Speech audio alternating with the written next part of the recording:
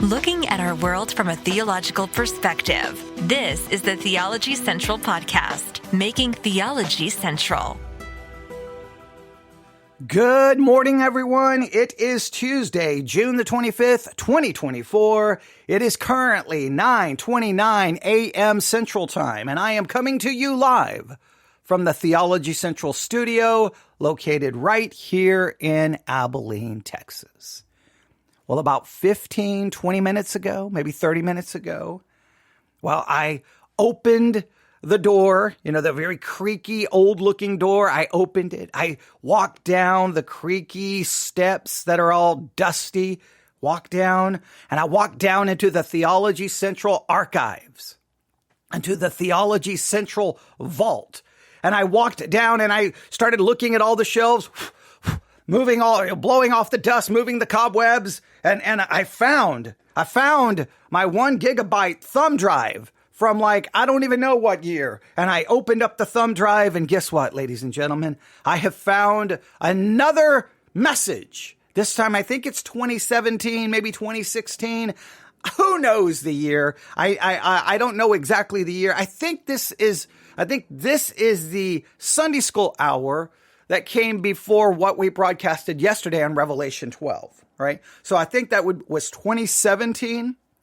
So it's the 8th day, I don't know of what month, of 2017. So maybe not that far back, but that's what I found here on the thumb drive. So I grabbed the thumb drive, walked back up the creaky steps. They're creepy, but the creaky steps, shut the door to the vault, and I come running to the microphone so that we can have another episode of Theology Central Radio, where we reach back into the past to take an advantage of all of that content and bring it to the present. So hopefully it will have some present benefit. We reach into the past to hopefully get a present benefit from what I was talking about in the past. Hopefully you find this to be beneficial and helpful. Maybe to me, it's a little self-serving. Maybe this is more about me than it is you. I hope that's not the case. But look, when I know that there are I have thousands upon thousands upon thousands of hours of content dating back to who knows when. If I just keep looking at all the different devices, who knows how far back I can find messages? Probably, who knows? I mean, if I dig long and hard enough, I could probably find messages going all the way back maybe to the late 1990s. I don't know. But they're all just sitting there collecting dust. I mean, even if you look on the Sermons 2.0 app or the Church One app, and you look up Theology Central, look at all of that content. Now, let's be honest. Most people are not going to go back and dig through that archive. So if I can reach back, pull it up, play it in the present, then it gets present attention and hopefully has present benefits. And that's true of all. And that's one of the reasons we're doing the Sermons 2.0 app sermon challenge this year, right? Trying to get people to find the most random sermons possibly on the Sermons 2.0 app. And guess what? When you're choosing random sermons, some of them are older. That's good, because then that broadcaster's old content is being presently heard in the present. And whether we agree or disagree with it, something good is coming from it. So that's what we're attempting to do. So are you ready? We're going to go back to the sanctuary of Victory Baptist Church, located in the middle of nowhere, Texas, literally in the middle of nowhere, Texas. And we're going to listen. I think this is the Sunday school hour. I think it's 2017. And I'm going to approach a subject that probably once again is going to make me unpopular with the Christian audience. Okay. I know this one's going to make me a little unpopular with the Christian audience, but I think it's an interesting conversation. I still still committed to this perspective. I still believe that this to be true. I could possibly modify. Well, whenever I go back and listen to anything that's old, I'm always like, well, I would change this now, or I probably wouldn't say this. Yeah, I mean, there's always things that would change. I mean, hopefully we're supposed to always be growing and changing and questioning our previous beliefs and hopefully, making them stronger or throwing out things that we realize now are false. We're always in that process. We're always in process of learning. If you ever stop being a student, well, then you shouldn't be a teacher, right?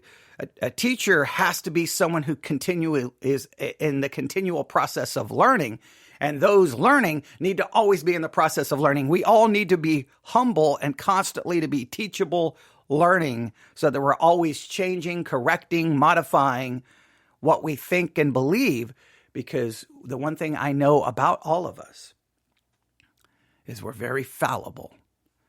We don't know all things, so we have to continue to learn and be challenged. So hopefully this will be challenging to you. 2017, Sunday school.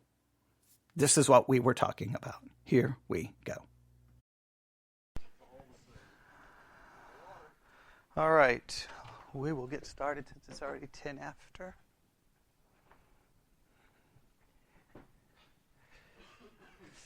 If you have, well, let's do this morning for Sunday school. Like I did last week, we'll probably use the Sunday school hour for something different than Revelation, trying to kind of make sure we have a balance, since the Revelation stuff takes so much of our time and it's so much material. So we'll do something of more of a devotional nature, and let's see what we can get from that.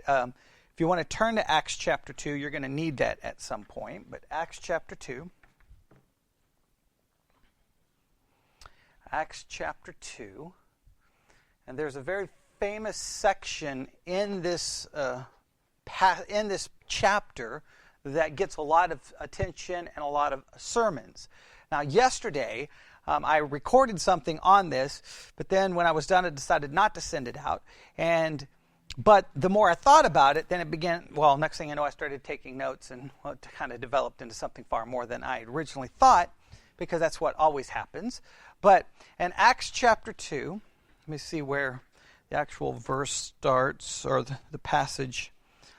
Acts chapter 2, verse 42.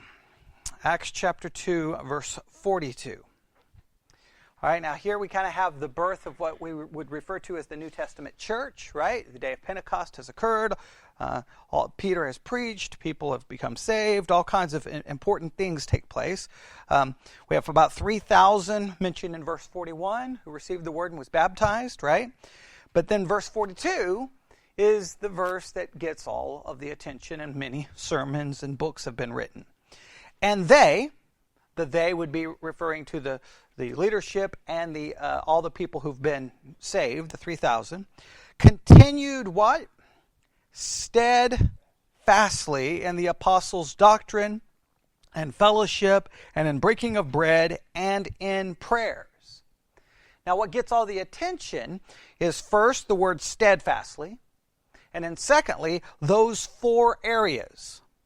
Steadfastly, and what areas? In the apostles' doctrine, in fellowship, breaking of bread, and in prayers.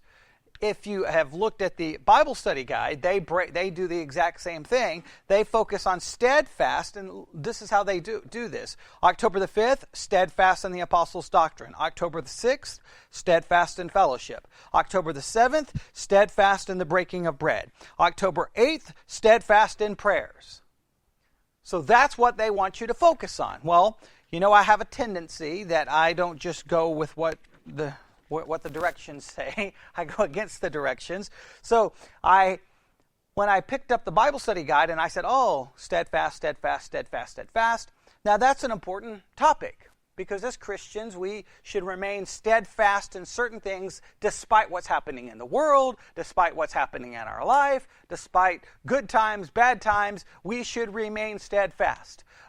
Churches should remain steadfast. Whether remaining steadfast in those areas brings growth to the church, or if it brings subtraction to the church, you are to remain steadfast in certain things. The Bible's clear on that. We are to preach in season and out of season. In other words, when it's popular or when it's not popular. There are certain things we should not change. And you could preach all day on that. It would be practical. It would be devotional. And it should be convicting. But that's not what my focus was, because of what was written in the Bible study guide. Let me read to you the entry for October the 5th. For 3.5 years, the apostles immersed themselves in the teachings of Jesus. After his resurrection, Christ instructed them to disciple others and to teach them all he had commanded. So far, no problem, right? Everybody should be perfectly accepting of that. They reference Matthew 28, 19 through 20. No problem there. Now note the following. The term indoctrination. Now, if you're taking notes this morning, write down the word indoctrination. Indoctrination. Now, as soon as I saw that word, boom, then you had my attention.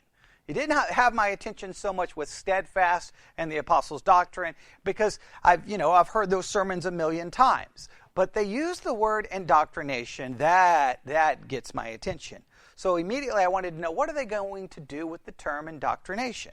This is what they say. The term indoctrination sometimes carries a negative connotation. All right? Now immediately I become concerned because they say sometimes.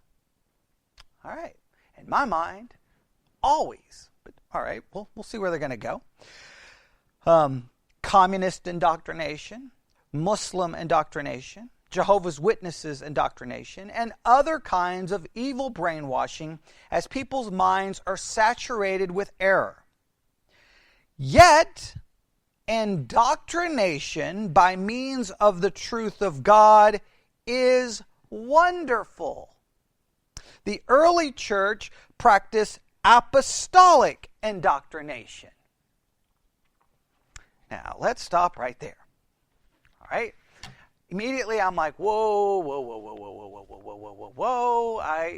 This immediately sets up one of my major issues with how churches conduct themselves, with how a lot of times Christian parents homeschool their children. It bothers me how some Bible colleges teach. In fact, this immediately sets up a lot of my problems with what occurred after the Protestant Reformation. There's a lot. I mean, immediately I could have written a book just off the way they're using the word indoctrination, because the way they are using the term is very common within Christianity, which then sets me at odds with most Christianity. Let's do this. In fact, I just had my iPad next to me when I was reading this, so I just asked Siri, hey, what's the definition for indoctrination? She told me this: the process of teaching a person or group to accept a set of beliefs uncritically. The process of teaching a person or group to accept a set of beliefs uncritically. Okay, now we've got something to discuss. That is an important definition. So, let's do this. I want you to write down 4 words for me this morning. All right? First word, obviously, you've written down is indoctrination. Let me repeat that definition. The process of teaching a person or group to what? To accept a set of beliefs, and what's the key word? Uncritically. That's the key word, uncritically. Make sure you have that down. That right there bothers me. I don't care who does it. That's why I am against indoctrination across the board. All right? So, I'm anti-indoctrination, all right? That's the process of teaching a person or group to accept a set of beliefs uncritically. Next word, dogma. Dogma. We have used that term. The book of dogma, or what we're going to say is dogmatic, right? What is the definition for dogma? Anybody want to throw one out?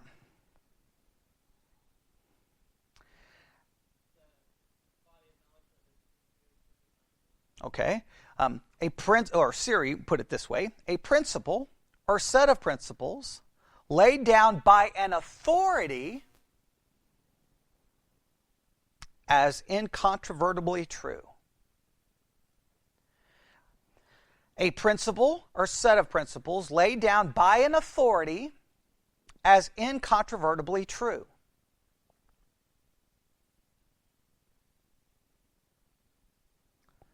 Now you can see we're in October. We're fast approaching the celebration of the 500th year after the Reformation, the celebration of the Reformation, 500 years later. All right? And if you think about that word dogma, it has everything to do with the Reformation. Right? You had an authority. That authority was the church. That church had laid down a set of principles, laid down by an authority as incontrovertibly true. One individual decided they weren't. And then he laid down a set of principles that he believed were incontrovertibly true. Right? So now I know if I was to say that around people who love the Reformation, they would get very upset with me, and they would be like, absolutely, he did not. He simply put the Bible as the authority. No, he put his interpretation of the Bible's authority. I got into an with my friends in Nebraska the other day. One of them, of course, they both work for some big company that does internet and all kinds of computer stuff. And one of them had been gone for most of the day, and he came back and he said, hey, I've been busy, been helping a cult, right? And I responded, I go, well, you do realize that you're a Protestant, so the early church would label you a cult. They, of course, didn't. They don't like that idea, but it's true. I mean, like we all stand there and go, you're a cult, you're a cult, you're a cult, you're a cult. And we have 1,000 years of church history that would say, and you're a cult. Okay, so like that means a cult is whomever you define as a cult, unless we're using a technical definition of a cult. Then that has nothing to do with what they teach. That has everything to do with the control and how they teach. That's a whole different subject. But indoctrination, dogma. Third word, manipulation. Manipulation. I hear a kid yelling. Okay, manipulation. All right. Anybody got a good definition for manipulation? Control or influence a person or situation cleverly, unfairly, or unscrupulously, if I can say the word. So manipulation, control or influence of a person or situation cleverly, unfairly, or unscrupulously.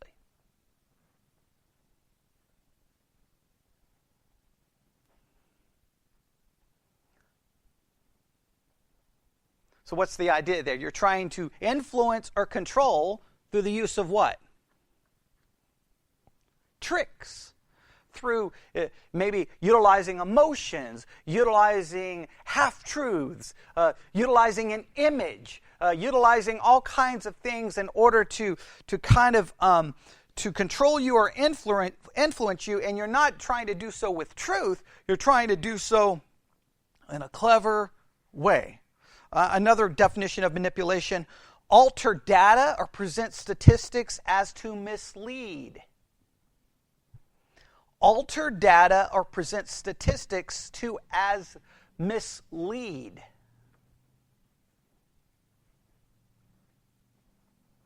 That happens all the time. Because you can take a statistic that is true, right? But you can present the statistic in such a clever way that you are misleading someone. You are influencing them because you're taking those true stats, but you're presenting them in a context that's leading someone to a flawed conclusion. That you may use a statistic that creates cause and effect. For example, and we talked about this a lot in the medical world, a good example is how many children eat cereal? 87% of children eat cereal. How many children develop autism? 47% of children develop autism. Well, it must be the cereal. That's drawing a conclusion of cause and effect simply by presenting a statistical number. How many people breathe air? How many people get cancer? Well, guess what? It must come from air. right? That happens all the time. I don't know. I mean, man, that is so easy to do. Especially someone who was on a debate team, you can use statistics to convince people of anything because no one ever bothers to go, wait a minute. You've got numbers, but you still haven't established cause and effect. Cause and effect is almost impossible to determine sometimes. Because what you have to do is you have to have a control, like you have to have a complete control, like, okay, wait, these people had no connection with it. I mean, like, it's almost impossible to produce a way to disprove cause and effect or to prove cause and effect. The cause and effect becomes an inference based off your presuppositions and your feelings. And man, I've seen that happen so many times. I could go all day on that. We had great conversations in the medical world over that the way people manipulate that. I mean, it's insane. All right, so dogma, indoctrination, manipulation, all right, propaganda. Now, I didn't ask Siri the definition of propaganda, but what's propaganda?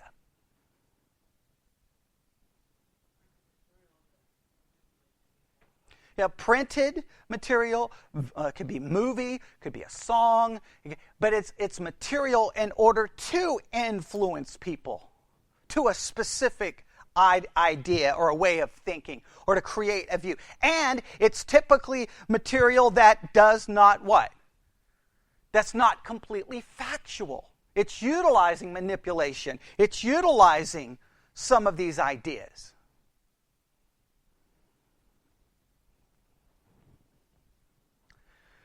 Now, all of those words fit together. All those words are connected. I hope everyone understands that indoctrination, manipulation, dogma, and propaganda are all right there. So let's work on this. Of course, the Bible study guide wants us to think, hey, indoctrination with the Word of God is wonderful. Apostolic indoctrination is wonderful. Church indoctrination is wonderful. And I will argue, no, it is not. So let's go through some areas where indoctrination takes place. Let's start there, right? And again, I could go a lot of different directions, but we'll hopefully this will all be beneficial, right? Where does indoctrination begin? At home. Very good. Indoctrination begins at home. There's no question. Because not in every particular case, but there's a large portion of being a parent, especially when the children is young, that you have to kind of simply lay down what you want them to think and believe, and the emphasis sometimes is, I'm parent, your child, you think this way. You believe this. This is right, this is wrong. And the thing is that's complete indoctrination because you're teaching them to accept something off whose word? Yours, because you are an authority. So you're telling them, I'm the authority, therefore you think this way. And I understand that as they're younger, you have to tell them that's hot, don't touch. That's the street, don't go in. You can't have a critical discussion at that point in time. Obviously, there has to be some indoctrination in certain situations.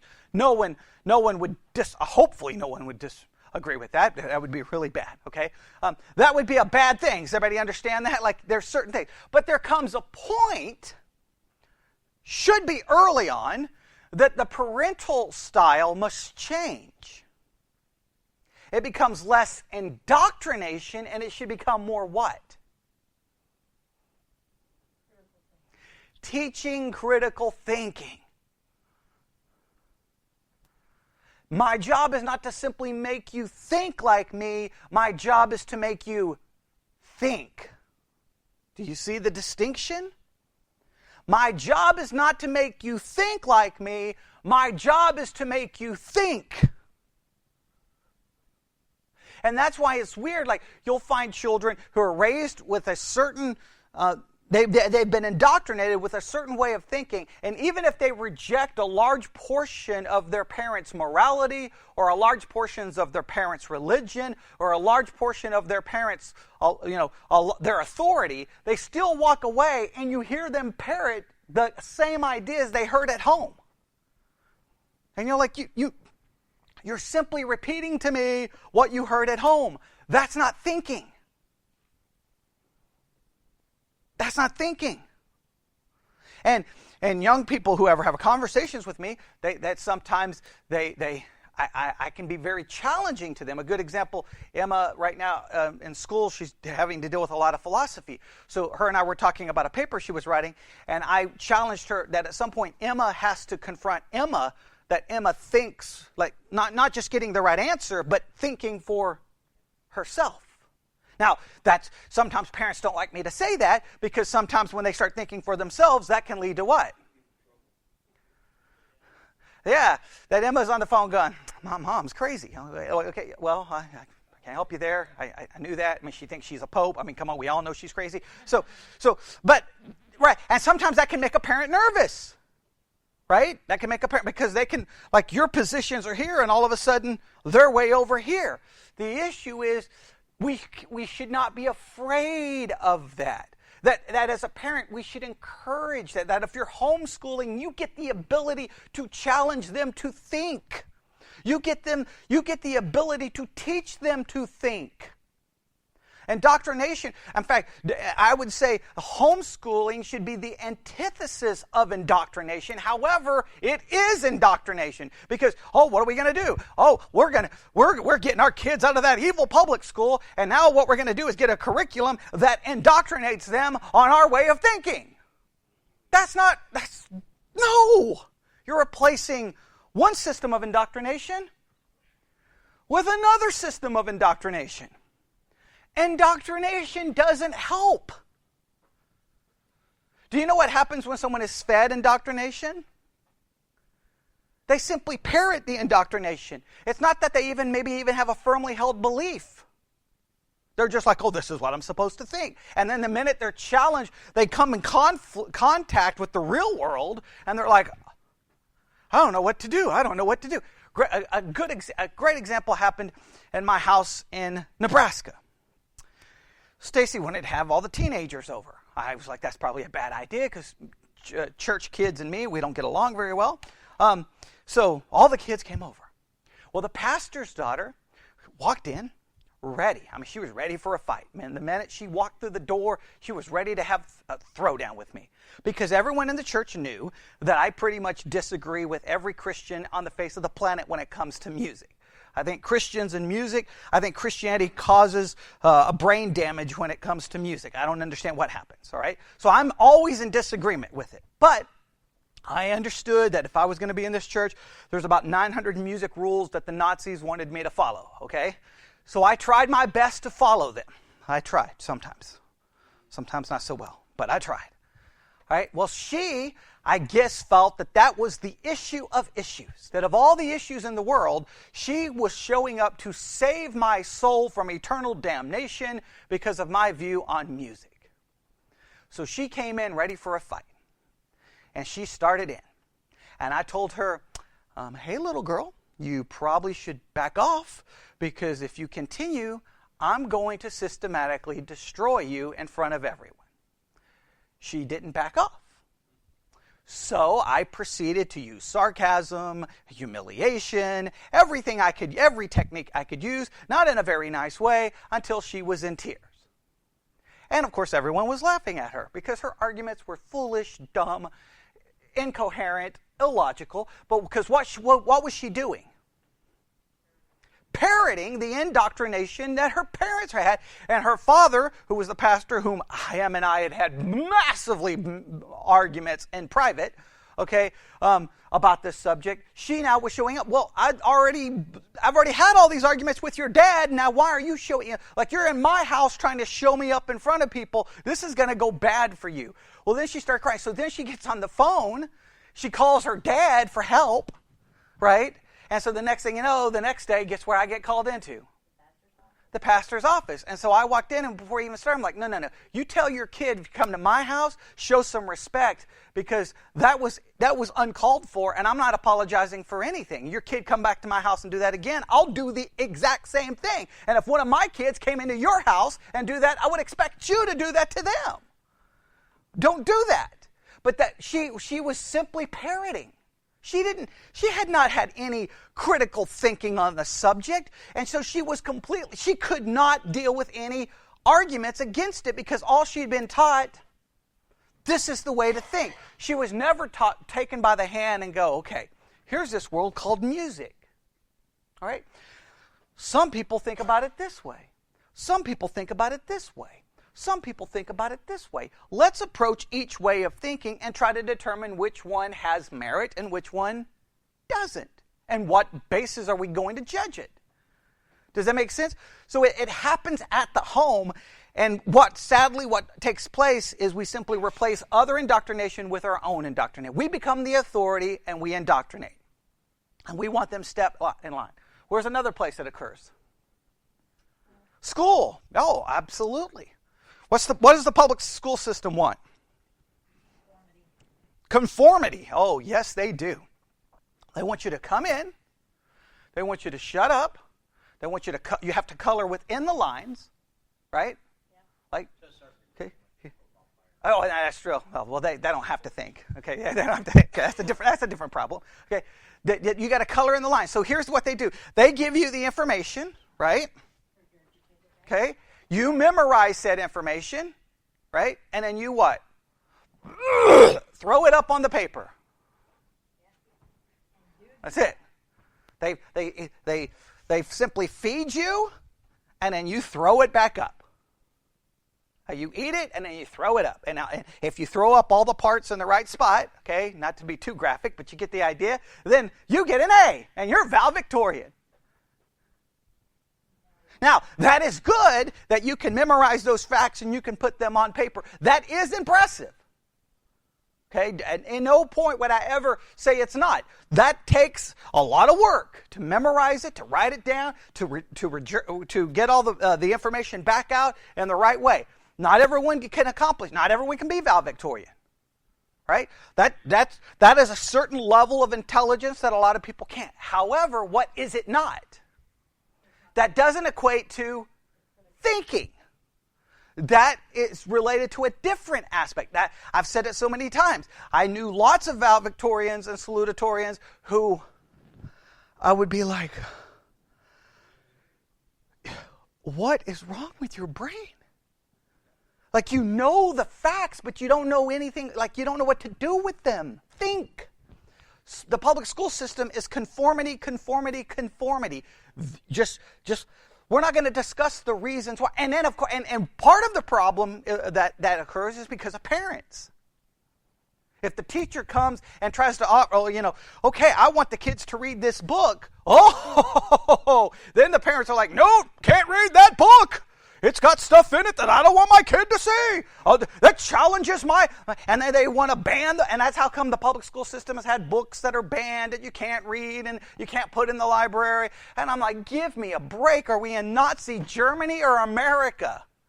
Little Johnny could read a book that contains ideas that goes against mommy and daddy. What could we ever do? I don't know. Maybe little Johnny could learn to think. That would be great.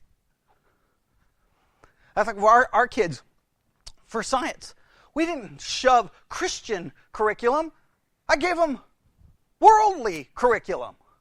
Why? Because if anyone knew evolution, who should know it best? Christian kid. They should know it best. They should be able to know evolution so good that they could walk into any university in America and pass any science curriculum because they know evolution better than anyone. Now, along with that, you can teach the Christian perspective. But in the educational world, it's like, don't think. And any attempts to get people to think, parents show up in arms wanting to shut it down. Because they want the school to what? To parrot their ideas and their levels of morality. If you want that, teach them at home. It's not the school's job to teach them what you think. It should be to teach them to think. Does that make sense? Now, sadly, many of the public schools have their own agenda. But the thing is, little Johnny should be able to handle that agenda. So that's indoctrination, all right? Where's another place indoctrination takes place? Don't be afraid to say it. Okay, good. It starts with a C. Church. That's where this whole thing starts. It's the Bible study guide almost supports indoctrination in the church. How does indoctrination occur in the church? The pastor says what you believe and that's it. Right. Yep. I tell you, I don't take you on the journey to try to find it. I simply tell you what it is. And then you simply go, I don't present you options. I give you dogma. That's the way the church does. Like for us, even before we studied eschatology, over and over and over, I would say, some say this is the millennial kingdom. Some say this occurs in the church. Some say this is Israel. Some say this is spiritual Israel. I was presenting options even before we studied this, and that didn't always make everyone happy. Because the Amil people, or the Reformed people who were when he had been here, would get mad at me because I wouldn't just say, it's that way. And sometimes the other side of the people would get mad because they wanted me to say, I'm like, well, I can't say it's either way dogmatically until we do what? And then when we study it, how are we going to study it? Because I don't know if you've ever, hopefully I'll catch on to the way I study something. If the conclusion is over here, I start us here, and then what do? We walk together, right? We're looking at it, and I may think the conclusion is there, but then we may do, and you're like, whoa, wait, what just happened? Wait. I thought that was where wait, I'm confused. And a lot of times I will end it with 8 questions that I provide you no answers to. Why? I don't know. So we can study it for us? Because I'm trying to avoid what? Indoctrinating. I'm trying to provide you critical thinking. Now, here's the weird part within Christianity. Even though I'm against indoctrination, there is still an area within Christianity where we have to believe there are dogmas. Right? That's what confuses some people about me. Like, well, you're so against indoctrination, but you believe there are dogmas. I can believe there's dogmas if, again, the Protestant idea is if this is the authority, then my job is not to simply indoctrinate you, but to be critically trying to figure out what it says here so that we can come to a dogma. But the dogma has to be based off a critical thinking about it. Does that make sense? And even if I'm dogmatic, I can still be critical of it. That really confuses people. I can believe the Bible is dogmatic that there is a hell. I can still be critical of the concept and say it's not philosophically satisfying. It's not emotionally satisfying. We don't like it. Now, my issue is this is what the book says. I can be critical of it, but I still have to accept that's what the book says. And some people think any criticism of it is like anathema or rejection of it. And some people really get mad at me about that. People get really mad. Like when we went to Dallas Theological Seminary and I took the teenagers, and we Bart Ehrman versus Dr. Wallace on textual variants. And before I even got there, I told everyone, Bart Ehrman's going to win the debate. He's going to win the debate. And he's the agnostic who doesn't believe the Bible is the inspired word of God. And someone in the church at the time got very upset that I would tell the teenagers that. And then after the debate, I said Bart Ehrman won, and they got mad at me. I'm like, Bart Ehrman's going to win based off the debate. Because the Christian perspective is this. This is the inspired word of God without error, without mistake. Oh yeah, there's more textual variants than there are words in the Bible. Okay, the minute you acknowledge there are more textual variants than there are words, you're kind of contradicting your previous statement, right? Right? Okay, yeah, does she understand textual variant? Okay, yeah. For anyone who doesn't know, textual variant is there are all kinds of manuscripts that we find, right? Guess what? We find a manuscript. Manuscript 1 has a reading of Matthew 1:3. This manuscript has a reading of Matthew 1:3, and this manuscript has a reading of Matthew 1:3. They don't all agree on the reading of Matthew 1:3. They have variants. Sometimes the variants are insignificant. Word order. Sometimes they can be spelling. Sometimes, though, they change the entire meaning. Well, then guess what? Who gets to determine which reading is correct? Does anybody know who? The translator. Because when you read this, most of the time you don't know if there's a variant. When do we find out there's variants? When I asked Stephen to read the Never Intended version. And they were like, what was that? Because they're using a different translation technique, and in many cases they're utilizing other manuscripts. Now some will come and say, all manuscripts are wrong except the ones we think are right. Oh, that's convenient. That's convenient. Because you know which ones were right and which. Because in many cases, the manuscripts you're using are what? Copies of other manuscripts, which are copies, because none of us have the original. Now, we have enough copies to feel that what we have here is close to what the original intended, but we don't have the original. So you see, once you start bringing up some of those facts, that's you're not going to win a debate when you say the Bible is the inspired, without error Word of God. You're not going to win that technical debate. What you have to say is you believe that the Bible is the inspired Word of God, and you believe that in spite of variance, I can trust. But I'm not going to win that debate. On a purely technical debate scale of judging things, Ehrman wins. And the reason he wins is most Christians are completely clueless to textual variants, their existence, or even what to do with them. They've never even heard it. So they get to a debate and they're like, well, in youth group, we ate pizza. I don't know what to do. The Bible's not true. I'm done. And so people get mad at that. Is Bart Ehrman evil for pointing out textual variants? No. He's genius. Because he's making millions of dollars selling books, and he has one of the most popular classes on the University of North Carolina because kids love going there going, whoa, Mom and Dad didn't tell me this. Well, Mom and Dad should have told them this because Mom and Dad should have taught them to think critically. And what's one of the key elements in thinking critically? Hearing something you don't agree with. That's the way it works. Presented an idea that you're like, whoa, not so much,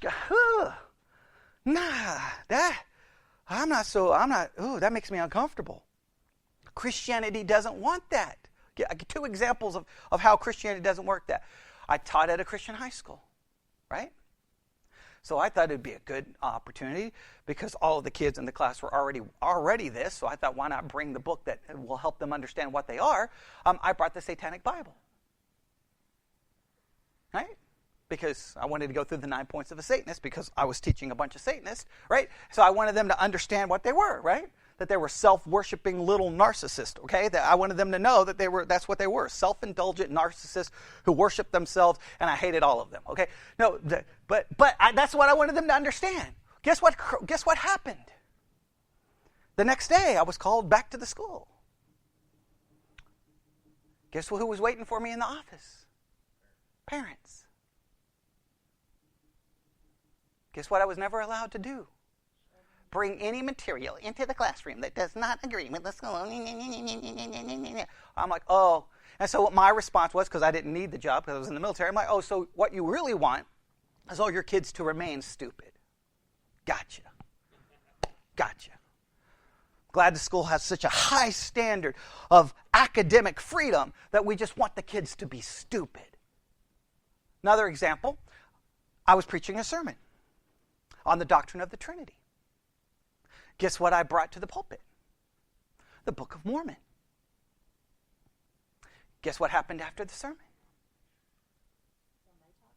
I was told that I'm not allowed to do that. And I wasn't in this church. It was my church in Nebraska. I was told I was not allowed to bring any material to the pulpit. Because, oh no, it could hurt someone's mind. That's the epitome of being against indoctrination. Does that understand? Like that is creating a system that's like, you can only read what agrees with us. You can only think. We control your thoughts. We control what you see. We control everything. That's what communism does. They come in and obliterate any ideas that are contrary. What did the Nazis do? What one of the things they burned? What books did they burn? Did they hate reading? No, they hated reading anything that would challenge. What does North Korea do? Do the people have free access to the internet in North Korea? No, not even in China. Why? Because on the internet they could find ideas that are contrary to them. That's how Christianity sometimes works. And I've never understood that. And they're always like, well, see, you got to be careful because it can. And that's not what we need. So I got to try to wrap this up. So let's go through those words again. There's a lot more we can say about indoctrination, but please note, do you see how indoctrination, manipulation clearly work together? Because sometimes indoctrination utilizes what? Manipulation. Okay? Sometimes it uses manipulation. It will alter stats. It will alter the Bible. Good example. If a great example. In my church in Nebraska, it was Becca's, I think, second birthday. And a bunch of the people from the church came over because Stacy thinks that people need to come over. All right? So people came over. This is why I hate people. Right? And I had been studying in depth the doctrine of election, or quote unquote what some people refer to as Calvinism, which is kind of inappropriate to call it that, but okay. All right. So the doctrine of election. And I had all kinds of books out and things. Well, the men who came with their wives to the birthday party started discussing it with me. So we kept going back and forth, back and forth, back and forth, back and forth, back and forth. All right? I thought it was a good, respectful, but heated theological debate. Okay, I can have those all day. Everything was great. Party ended. About 5 o'clock, 6 o'clock in the evening, I get a phone call from the pastor. Oh, you need to come to my office for? Oh, well, you just need to come. Oh, so you're not going to tell me. You're like, now, first of all, if you're not telling me, what are you setting up? You're going to have the position of authority and surprise because I can't be prepared. I cannot stand that. That's an oldest trick of authority. I need you to come. We're going to have a meeting tomorrow at 5, but I'm not going to tell you what the meeting's about. Therefore, I have the upper hand. Bosses do that. All forms of authority. School teachers do that. I cannot stand that. Okay? If you think you have the upper hand, let the other person at least know what's coming so that they can be prepared. Okay? That's nonsense. If I called you, if I'm tired of Sarah acting like the Pope, I would call her and say, hey, Sarah, we got to meet because your Pope stuff is going a little too far. I would let her know before she arrived. Then she could show up with her encyclical letter explaining to her why she has divine authority to declare dogma. And she could at least be prepared. That you owe that to the person. Does that make sense? Oh, I cannot stand how authority does that. Drives me crazy. So I show up. When I walk in, guess what's there? The two men who were at the birthday party. Guess what? You were like, oh, I know what this is. Now immediately I know what's up.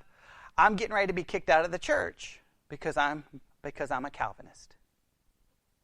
Now, first of all, nowhere in our discussion did I ever claim to be a Calvinist. I was simply arguing the Calvinistic perspective to challenge them to go, we've got to consider this argument. So first, I never have said it. So the argument begins, and everything he says, he doesn't know a thing about Calvinism. So I begin to go against what he is saying. Not because I'm a Calvinist, and I keep explaining this. You're an idiot. I didn't say those words, but I said, you don't know what you're talking about. So the more I tried, the more heated it got. And so when finally he could not argue with me with Bible, he could not argue with me with Greek, he could not argue with me with Hebrew. He put everything down, he took his glasses off, and he said, Brother Hamlick, what will you do if Becca is not one of the elect? Now, what is that? That's stinking manipulation. And I'm like, Pastor Prettyman, she'll go to hell. And mocking his quote-unquote sincerity, because that's what would happen. Okay. like my personal feelings are, truth doesn't care about your feelings. That's the wonderful thing. That's why I love truth so much. Who cares if you're crying? It doesn't care. Your tears doesn't wash it away. You're like, if I cry enough, truth goes away. That's why I used to always, whenever, not to say it's always females, but most of the time, anytime in the military that I had to get onto a female and call them to the office, and they always cried. Right? And I was like, you can cry all day. It's not going to wash away me writing you up or wash away what you did. Because you did it. So crying doesn't change it, right? Does that make sense? Now, you can be emotional because of it. And it's one thing to be emotional because of it. It's another thing to use tears in order to try to get out of it. Does that understand? Like you can be upset because, emotion is okay. But when you're using an emotion in order to manipulate, then it's not okay. So you see how manipulation can work. Give you another example, just an example of the media using a little bit of indoctrination and a little bit of manipulation. All right? Let me give you this. It was on CNN. Everyone here is aware, last Sunday, what occurred in Vegas. Right? Worst mass shooting in modern American history. Okay? 58, 59, I think it's at 59 now, individuals have died. All right. The individual in the room had between 30 and 40 guns, depending on the report. And does everybody know what he used on the guns? A bump stock, right? Some of you probably know what a bump stock is. Some of you probably have no clue. Okay? There's two parts to the gun: the grip and the stock. The stock is the thing that goes against your arm. All right. If you take the normal stock and the normal grip, they do not move. Okay, they're firm. The recoil just comes because of the shot, right? And the grip does not extend past the trigger. Everybody understand that? Y'all know more about guns, so if I say something incorrect, y'all can correct me. Okay, doesn't extend past the trigger. So guess what? You have your gun, and you can pull the trigger and fire one shot at a time, unless obviously it's an automatic rifle. With most of those were banned in the 1980s. So what does a bump stock do? Well, you install it by taking off the grip, and you take off the stock. The bump stock is one complete piece that has the stock and the grip connected. So you put it on, and the grip now extends past the trigger, and it moves. So here's what happens. You simply grab onto the grip, you grab the front part of the gun, you put forward motion on the forward part of the gun, and you pull back, and guess what it does? Holds the trigger down. And it now turns it into an automatic rifle. Okay, that's a bump stock. If you see a gun with the modification, you can see it almost instantaneously because you're going to see a little indentation that goes beyond the trigger. It's easy to see. So CNN is talking about bump stocks. Now, I'm not obviously pro-gun. Okay, but what do I hate? Indoctrination and manipulation and propaganda. So they show a picture of a gun saying bump stock. The gun has a silencer on it. The gun has a grenade launcher on it. But guess what it doesn't have? A bump stock. And I'm like, what are you showing? Okay, so now everyone's running around to ban the bump stock. Okay, if you've ever fired a gun with a bump stock, I don't know if anyone ever has. Okay. Now, of course, in the military, I had to shoot M16s because, I was security forces. I had to shoot the 9mm, and I had to become qualified because I had to carry those, not because I loved guns and I was horrible at shooting, but I had to hit the target enough. They kept me there like from sun up to sundown until they're like, okay, combined, you hit the target enough. Okay. But I had to do that so I could be qualified because they wanted me to be a cop, me with a gun. I don't know why. And I got stuck there forever. Okay. So a lot of times when they would take us to the firing range, we used all kinds of different devices to kind of show us how you can manipulate a gun and lots of things. So I've at least seen a bump stock in action, all right? Here's the thing. If you take a bump stock, and let's say I don't know how good a shot Bobby is, but let's say he's an excellent shot, marksman. If he takes a bump stock and he's 25 yards from the target, he's probably not going to hit it one time. 15 yards, he may hit it once or twice, maybe. It's It's the worst device ever for accuracy. You're not going to hit anything. I mean, it's just going to, because you're pulling one way and pushing back. So you're immediately, the recoil, you can't control the recoil. Does that make sense? So the fact that he used the bump stock is the fact that only 59 people died. If it had just used the rifle with its normal modification, put a silencer on it, they would have taken forever for them to find them, and just simply boom, boom, boom. He would have probably taken out, and there was 22,000 people below him. He would have taken out hundreds. So here we have everyone going crazy over the bump stock who don't have a clue how it operates. They wouldn't even know one if they saw one. We have CNN putting up a picture of an rifle that doesn't even have a bump stock on it. And I'm like, what is going on? What is happening? We have a little bit of indoctrination. We have a little bit of manipulation. We have a little bit of propaganda creating a dogma. Now the issue is we can talk about, should a man have 40 rifles and enough ammunition to start a war? And he bought about 15 of those within like a month period. Should that set off a red flag? We can debate that. Like some people will be like, nope, I don't think there should be any restrictions. If you want 927,000 weapons, you can. And others will be like, yeah, I don't know. I think there should be a, does that make sense? That's a debate. But what can you not do in the debate? Don't manipulate. Don't use propaganda. Don't do this. This is what you have the issue, guns, right? And what do you have to bring into the discussion? Okay, we start with the Second Amendment, right? We have a Second Amendment. How does one read the Second Amendment? Well, it doesn't matter how we read it. We have to look at how the Supreme Court has ruled upon it. The Supreme Court has ruled upon it that it applies to private gun ownership. Okay, that's there. Now, what do we know about the Constitution? An amendment can be what? Changed. That's a fact. I hope everyone agrees that it can be, right? Remember the thing prohibition? It was changed, right? Remember the thing called slavery? Okay, right? There are lots of things that can be changed. So you can't tell me it can't be changed because it clearly can. Now the issue is, should it? Now, so we start with that. Then you start with some basic arguments. Okay, what are the statistics? You don't use the statistics to manipulate. You just try to find out the facts.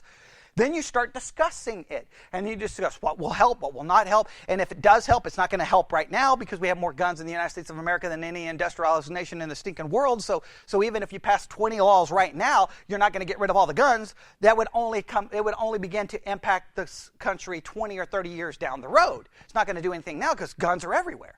So you have to consider all of the issues. The problem is people get caught up in what aspects? And they're so indoctrinated to a position that they're unwilling to listen to an opposed. Like, if you're pro-gun, what should you be reading? The opposition's arguments. Why? So that you can reevaluate your position. And if you're anti-gun, what should you be reading and listening to? The pro-gun side. Every Wednesday, I don't know how many, on the way to church, I listen to Pratt on Texas. Pro-gun as pro-gun can be, conservative, and I think he's got 3 brain cells. Okay, he drives me crazy, but I listen to him on the way here. Okay, on the way home, I listen to Levin, crazy conservative. Do I always agree? No. Sometimes during the day, I listen to Rush Limbaugh, crazy conservative, because in many cases, these people are going with positions that are contrary to mine. But why do I listen to positions that are contrary to mine? Because that's how critical thinking is formed. Does that make sense? If there's a book written that goes against, say, Isaiah was written by 4 authors after the captivity, I'll go read that book. Why? That goes against the way I think about Isaiah. I'm not afraid of that way. Does that make sense? This idea that indoctrination is good is not a good thing. And Christians sometimes are, this is the Christian ideal. And I'll end with this. The Christian ideal is we hate any indoctrination that's not Christian. We want to replace bad indoctrination with Christian indoctrination. I want to challenge everyone in this church to say, let's remove all indoctrination and let's replace it with what? Critical thinking. Because sometimes to get to truth, you have to utilize critical thinking. Does that make sense? Like, I'm not scared of an opposing idea. I'm not afraid to hear it. It doesn't bother. Like, people get like, I don't know. I think sometimes the reason people don't like hearing an opposing view is it is based off an insecurity. Like, I don't have the ability to contradict this, so I don't want to hear it.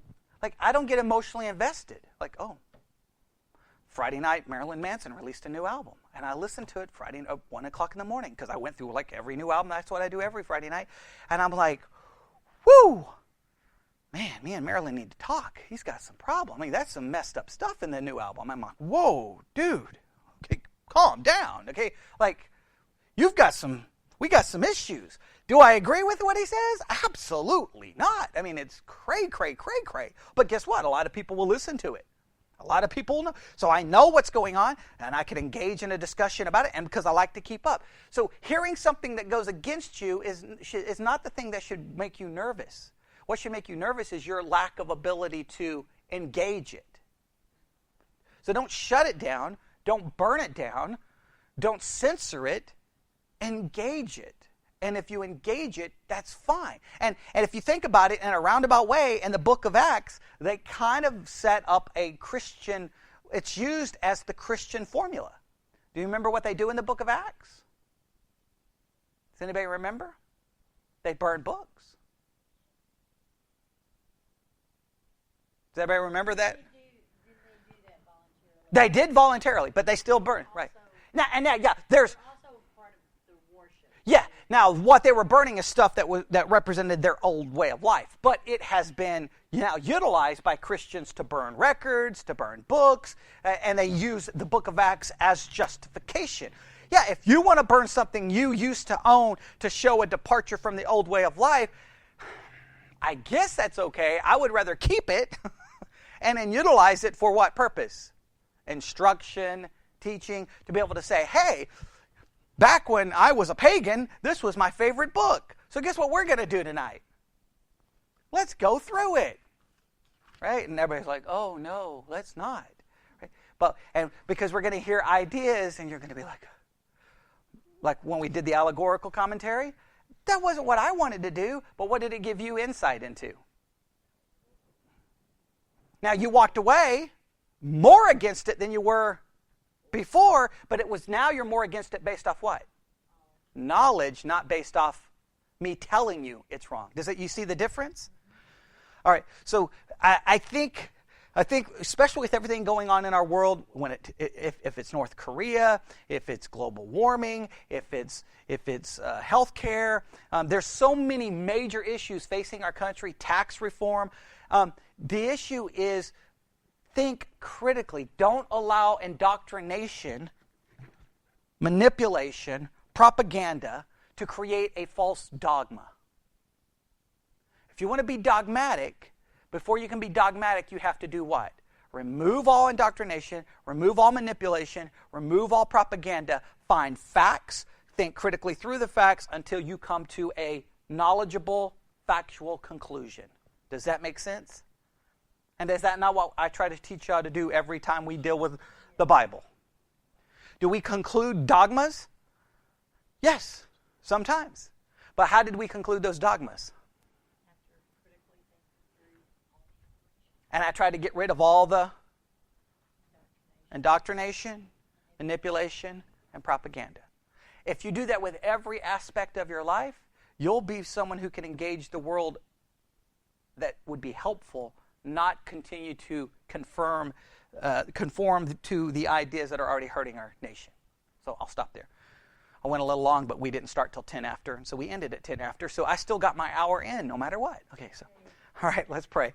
Lord God, we come before you this morning. Lord, we live in a world today where there's just such a lack of thinking, and it's frightening to see that we have so many big problems, yet we can't seem to come to any conclusions or fix the problems because no one is thinking. They're just arguing. We've 500 years after the Protestant Reformation, we've seen Christianity now more divided than ever because we've had 500 years of indoctrination, manipulation, and propaganda, and not critical thinking. No matter if it happens in the church, no matter if it happens in the home, no matter if it happens in society, it always leads to trouble. And I pray that you would allow us to become people who think, who use the gifts you've given us to try to find truth. We also pray this morning for the Danzlers and for Miss Carol. That transition is always a difficult part of life. Pray that it'll just be best for her and that you'll give peace and comfort to the family and no sense of guilt, which sometimes occurs, and just be with them and be with anyone else in our church not present or struggling with unspoken request. And we ask this in Jesus' name. And God's people said, Amen. And you can probably guess that wasn't a very popular message. We have been listening to a message from 2017 for this episode of Theology Central Radio, where I grab from the past, play it in the present. So hopefully the past message can have some kind of present positive impact.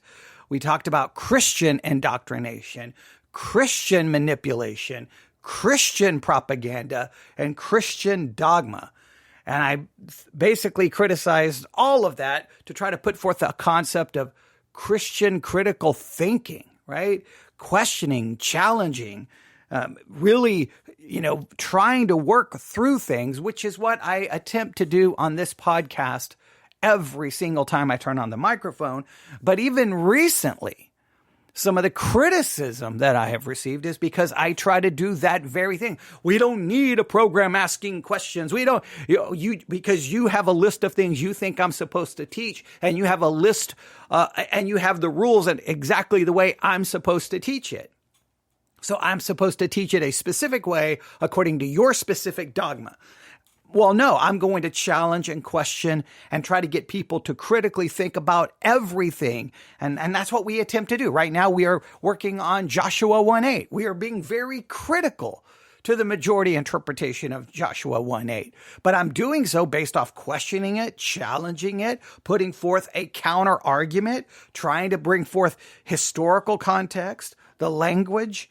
And so that's what we do hour after hour right here at the Theology Central podcast. So hopefully this episode of the Theology Central Radio podcast series, where we pull from the past, will challenge you in the present. Hopefully it even gives you in some ways a greater understanding of what I've been trying to do really all of my life. I've been trying to do this.